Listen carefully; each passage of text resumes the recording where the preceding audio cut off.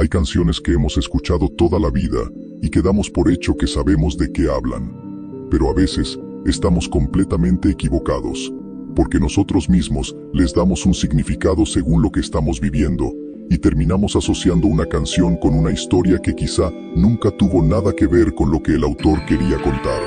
Y eso es justamente lo interesante del arte.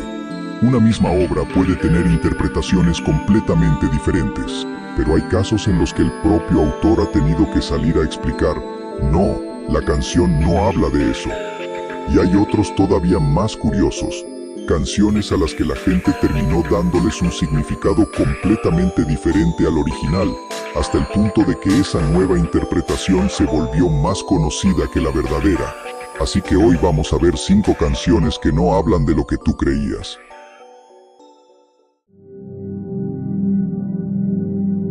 La canción que está en el quinto lugar pertenece a la banda La Oreja de Van Gogh, una banda española conocida por canciones como Rosas y La Playa, pero la canción de la que vamos a hablar es Jueves.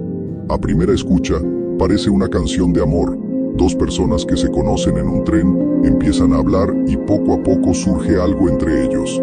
Pero hay un detalle que cambia completamente la historia. Esta canción está relacionada con uno de los atentados más mortíferos de la historia reciente de España. Pero para entender por qué esta canción es tan triste, primero tenemos que retroceder al 11 de marzo de 2004. Esa mañana, 4 trenes de cercanías circulaban hacia Madrid durante la hora punta. Entre las 7:37 y las 7:41 de la mañana, 10 bombas explotaron prácticamente de forma simultánea en 4 trenes, cerca de las estaciones de Atocha, El Pozo, Santa Eugenia y la calle Telles. El resultado fue uno de los atentados terroristas más graves de la historia de Europa. 193 personas murieron y más de 2.000 resultaron heridas. Entre las víctimas había personas de distintas nacionalidades y muchas de ellas eran trabajadores y estudiantes que simplemente iban camino a sus actividades cotidianas. Y aquí es donde Jueves adquiere otro significado. La canción cuenta la historia de una chica que todos los días coincide en el tren con un hombre que le gusta. Durante mucho tiempo ninguno se atreve a hablarle al otro, hasta que finalmente ella consigue acercarse y ambos comienzan una relación. Parece una historia de amor bastante sencilla. El problema es que ese viaje en tren no termina como una historia de amor. La canción fue escrita en relación con las víctimas del 11M, y cuando conoces ese contexto, frases que antes parecían románticas empiezan a sonar completamente diferentes. Lo que parecía ser simplemente una chica enamorándose de alguien durante su trayecto diario, en realidad es una historia sobre 2 personas que se encuentran en uno de los últimos momentos de sus vidas.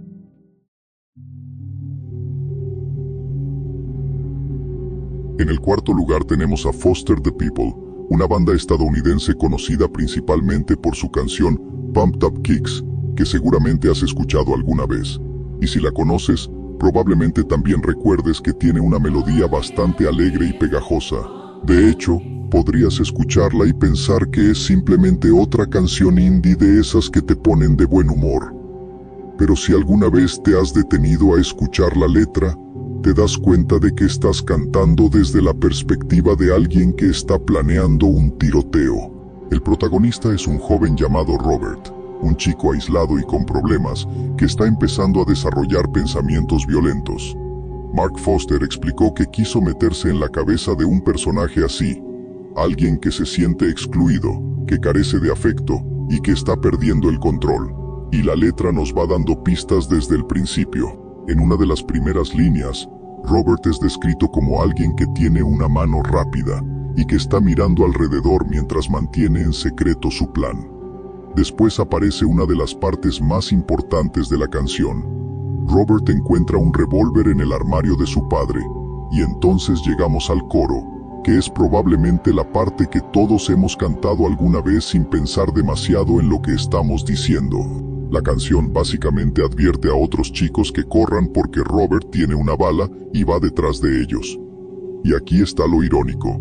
Mientras la letra habla de violencia, la canción suena como si estuvieras en una fiesta de verano. Tiene un ritmo alegre, un silbido pegajoso y un coro que se te queda en la cabeza. De hecho, esa contradicción fue precisamente una de las cosas que hizo que la canción llamara tanto la atención. Pero hay otro detalle interesante. Pumped Up Kicks hace referencia a unos tenis caros. En aquella época, las Reebok Pump eran un símbolo de estatus entre algunos jóvenes. Así que el título representa a los chicos que tienen esos zapatos y que, desde la perspectiva de Robert, forman parte de ese mundo del que él se siente excluido. Por eso la canción no trata únicamente de violencia. Mark Foster ha explicado que quería hablar de aislamiento, falta de amor y de cómo puede desarrollarse una mentalidad violenta en alguien que se siente completamente apartado de los demás. Y eso hace que el coro sea todavía más inquietante, porque probablemente llevamos años cantando "Corre, corre, más rápido que mi bala", sin detenernos a pensar que estamos cantando desde la perspectiva de alguien que está imaginando hacerle daño a otras personas. Y esa es precisamente la gracia de Pumped Up Kicks. Probablemente la has bailado antes de darte cuenta de que la letra estaba hablando de algo completamente diferente. En el tercer lugar tenemos a Los Invasores de Nuevo León, una de las agrupaciones más conocidas del género norteño, y una canción que probablemente hayas escuchado más de una vez, Playa Sola. La canción parece hablar simplemente de un hombre que vive completamente solo en una playa. Tiene su canoa, su guitarra y una red para pescar. Por las noches canta frente al mar y contempla la luna. Pero cuando empiezas a prestar atención a la letra, te das cuenta de que esa soledad no parece ser algo que él haya elegido.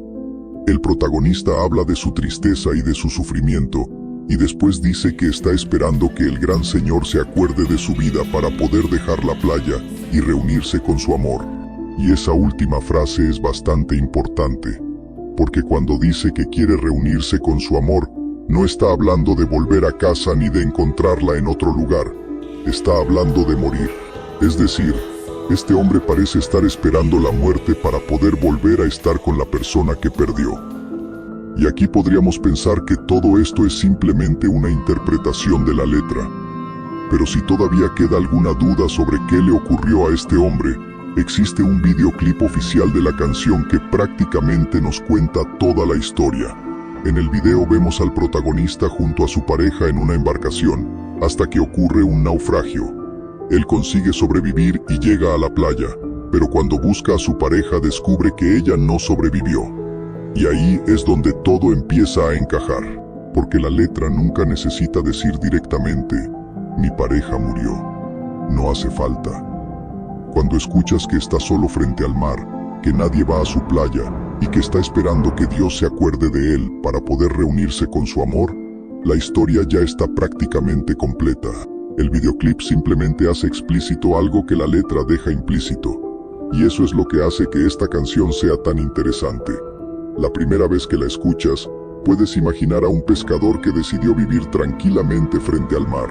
Pero después de conocer la historia, esa misma frase, "A mi playa nadie viene, estoy solo frente al mar", no suena como alguien disfrutando de la soledad, suena como alguien que lo perdió todo y está esperando el momento de volver a encontrarse con la única persona que le quedaba.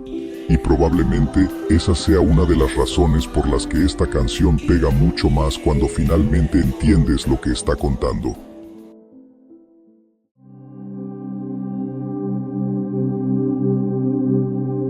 En el siguiente lugar tenemos una canción que probablemente escuchaste cientos de veces, Cara Luna, de Bacilos.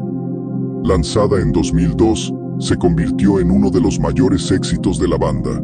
Y aunque muchos la escuchábamos como una canción de amor y nostalgia, hay una interpretación que puede hacer que la canción se vuelva bastante más oscura. Porque imagina esto, una mujer camina por la playa, y en algún momento, desaparece. El mar se lleva sus huellas de la arena, pero la luna permanece, y él sigue viendo su rostro en ella, sigue escuchando su voz entre las olas y la espuma. Y mientras más intentas escuchar la canción de esta manera, más perturbadora se vuelve, porque ya no parece estar hablando simplemente de una ruptura, parece estar hablando de alguien que no puede regresar, de alguien que quizá fue tragado por el mar, y cuyo recuerdo es lo único que quedó. Y entonces la canción adquiere otro significado. Cada vez que él escucha una canción en la radio, piensa en ella. Cada vez que mira la luna, vuelve a verla. Y cada vez que escucha las olas, parece escuchar su voz. La historia es tan convincente que durante años circuló un rumor, que la canción había sido escrita por Jorge Villamizar después de que una pareja suya muriera ahogada.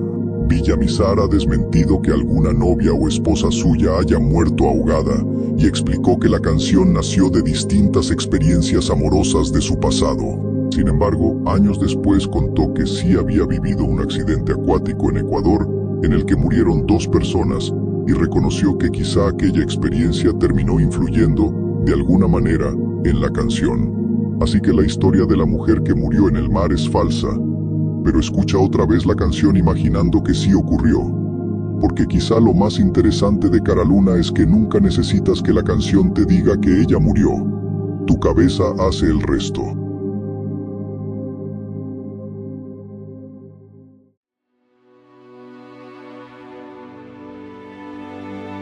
Y llegamos al número 1. Y si elegí esta canción para cerrar el top, es porque más que tener un significado oculto, tiene algo todavía más interesante. Puede significar cosas completamente diferentes dependiendo de cómo la interpretes. Estoy hablando de En algún lugar, de Duncan Du. Seguramente la has escuchado alguna vez. Y probablemente, si nunca te has detenido a analizar la letra, simplemente te quedaste con esa melodía tan reconocible y con la sensación de que habla de un lugar triste, perdido, donde la gente está sufriendo. Y curiosamente, no estarías tan equivocado. La canción comienza hablando de un lugar donde olvidaron construir un hogar en el que la vida pudiera ser diferente. Y después llega una frase que ya te da una pista enorme. Y al nacer no haya que morir. Desde ahí, la canción empieza a describir un lugar donde la gente nace prácticamente condenada. Habla de personas con capacidades que nunca llegan a descubrir, de alguien que se marcha y grita que no va a volver, de una tierra cubierta de polvo, y finalmente de madres que ven partir a sus hijos. Todo parece describir una sociedad completamente rota. Y aquí está la interpretación que conocemos gracias al propio Miquel Erentzun. Años después de que saliera la canción, explicó que, en algún lugar, habla de una situación utópica que debería existir, pero que no existe. Un mundo sin hambre, sin guerras y con igualdad social. No habla de un país concreto. No es necesariamente África, no es México, ni siquiera es un lugar que podamos encontrar en un mapa. Es una especie de representación de un mundo que debería ser mejor de lo que es. Y cuando escuchas la letra desde esa perspectiva, todo empieza a encajar. Las madres que ya no saben llorar, ven a sus hijos partir. Puede hablar de familias separadas por la pobreza, la migración o la falta de oportunidades. Y cuando dice, la tristeza aquí no tiene lugar, cuando lo triste es vivir. Ya no estás escuchando solamente una canción melancólica. Estás escuchando una crítica a un mundo en el que vivir en determinadas condiciones puede convertirse en una lucha constante. Pero aquí viene lo que hace que esta canción sea perfecta para el primer lugar. Porque existe otra forma de interpretar prácticamente las mismas palabras. Una lectura mucho más oscura relaciona la canción con el aborto. Y antes de que alguien diga, pero entonces esa es la verdadera historia. No hay que confundir una interpretación con la intención confirmada del autor. Pero escucha algunas de las imágenes que utiliza la canción. Al nacer no haya que morir. Después habla de una especie de magia concedida mucho tiempo antes de nacer. Y entonces puedes leer la canción desde otra perspectiva. ¿Y si ese lugar no fuera solamente un mundo donde la gente nace condenada por la pobreza? ¿Y si también pudiera interpretarse como un mundo en el que existen vidas que ni siquiera llegan a nacer? Desde esa lectura, la frase sobre algo concedido antes de nacer adquiere otro significado, y la canción empieza a aparecer una reflexión sobre una vida potencial que nunca llegó a desarrollarse.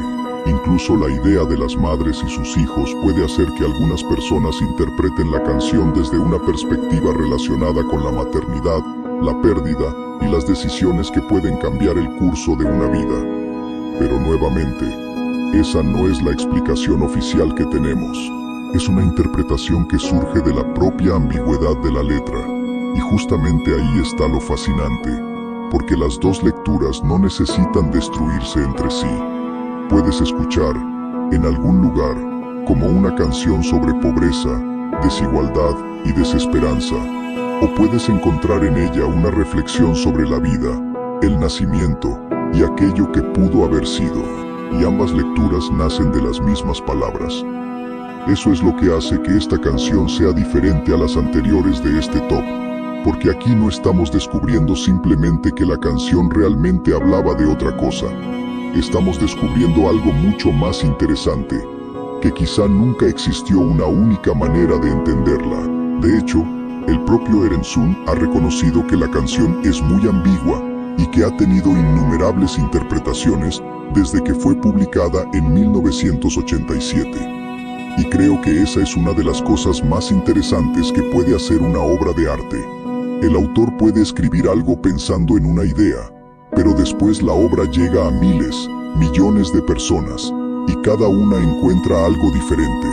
Alguien puede escuchar esta canción pensando en la pobreza, otra persona puede pensar en la migración, otra puede relacionarla con una pérdida, y otra puede encontrar una historia completamente distinta dentro de sus versos.